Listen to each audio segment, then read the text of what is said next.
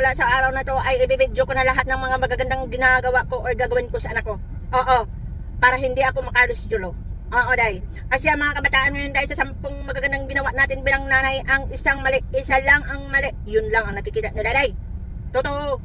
Kaya kayong mga buntis ngayon sa araw na to, simpisahan nyo nang i-video lahat ng ginagawa nyo para sa mga anak nyo, para hindi kayo makalos julo. Oo, nagmanganak kayo, day, no? Yun ang pinakamatinding magandang i-video. Pag nanganak kayo, kuhanan nyo yung mukha nyo, yung itsura ng mukha nyo, kung paano at ano magiging itsura na baliktad na yan sa sakit na naramdaman natin, mailabas lang sila. Yung araw na dami natin gagawin, tapos kailangan natin silang unahin.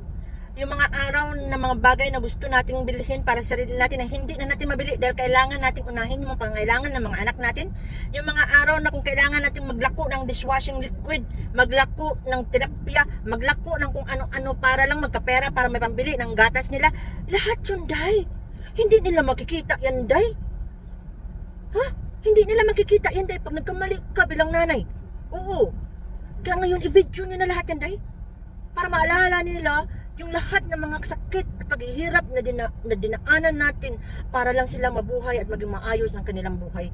Tingnan mo si Mami Angelica. Ayaw ko mga Angelica, day. Kaya video ko na lahat ng ginagawa ko sa anak ko, day. Para i-Manny Pacquiao man niya ako o Carlos Yulo niya ako. May ebidensya ako, day. Oo, welcome, day. Time will come. Kaya umpisahan nyo nang i-video lahat ng magandang ginagawa nyo sa mga anak nyo. Para alam nila kung gaano kahirap maging isang ina.